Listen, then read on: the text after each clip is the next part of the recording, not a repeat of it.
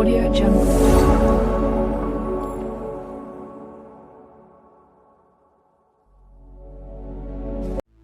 নমস্কাৰ সকলোকে স্বাগতম জনাইছোঁ আপোনালোকৰ নিজৰ চেনেল সায়ুজ চিনেমালৈ।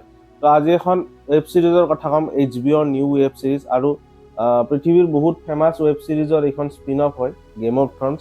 তো গেম অফ থ্ৰনছৰ নিউ স্পিন অফ এই Knight of the Seven Kingdoms বুলি। আৰু বহুতে নাজানে চাগে, কাৰণ এই সিৰিজখনৰ বহুত বেছি প্ৰমোশ্যন বা তেনেকুৱা কৰা মই দেখা নাই। যেনেকৈ হাউচ অফ দ্য ড্ৰেগন বুলি এখন ওলাইছিল গেম অফ থ্ৰনছৰ ফাৰ্ষ্ট স্পিন অফ, সেইখনৰ বহুত হাইপ উঠিছিল।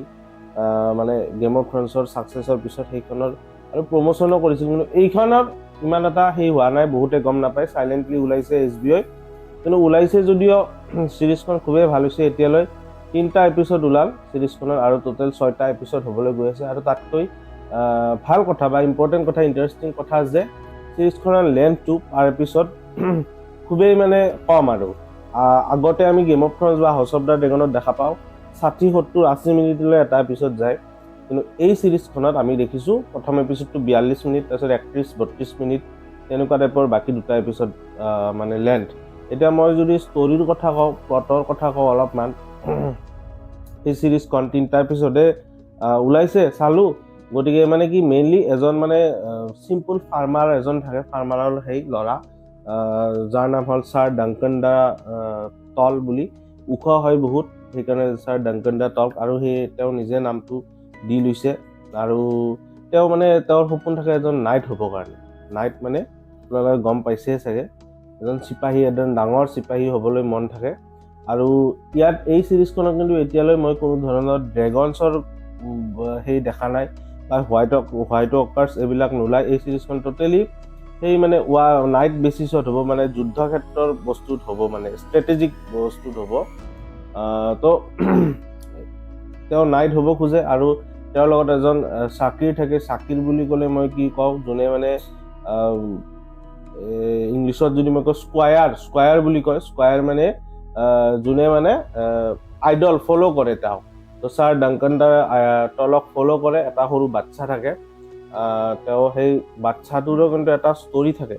সেই বাচ্ছাটো গৈ গেম অফ থ্ৰনছত এজন ডাঙৰ কেৰেক্টাৰ প্লে কৰে। গতিকে এইটো এটা স্পইলাৰ, কোন হয় মই নকওঁ। এইখন গেম অফ থ্ৰনছৰ দুনিয়াৰ পৰা 100 বছৰমান আগৰ ষ্টৰি এইটো, গতিকে প্ৰিকুৱেল হয় এই চিৰিজখন।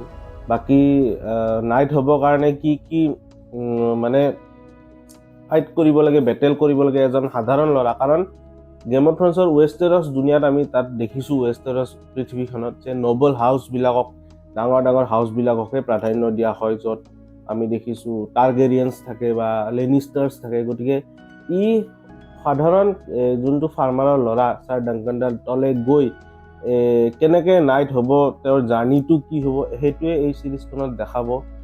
সাধাৰণ তেওঁৰ লগত এটা ঘোঁৰা থাকে, আৰু তৰোৱাল এখন থাকে, যোনখন তেওঁক তুলি লোৱা পিতৃ বুলি ক'ম মই, নিজৰ পিতৃ নহয়, তুলি লোৱা পিতৃয়ে তেওঁক দিছিল। পিতৃজন মৰি যায় ষ্টাৰ্টিঙতে, এইটো এটা স্পইলাৰ। তাৰপিছত তেওঁৰ লগত এখন ভালকৈ চিল্ড এখনো নাথাকে প্ৰটেক্ট কৰিব পৰা। গতিকে সেই তৰোৱালখন বা চিল্ডখন বা এটা ঘোঁৰা লৈ কেনেকৈ তেওঁ নাইট হ'ব খোজে, তেওঁৰ জাৰ্ণিটোৰ বিষয়ে এই চিৰিজখনত আপোনালোকে দেখা পাব। তো এইখিনিয়ে আছিল এই চিৰিজখনৰ এপিছড 1 to এপিছড 3 লৈকে ৰিভিউ। বাকী চিৰিজখন শেষ হ'লে, আমি যদি ভাল হয় চিৰিজখন, তেতিয়াহ'লে আমি নিশ্চয় আৰু ৰিভিউ কৰিম। That's it. Audio Jungle.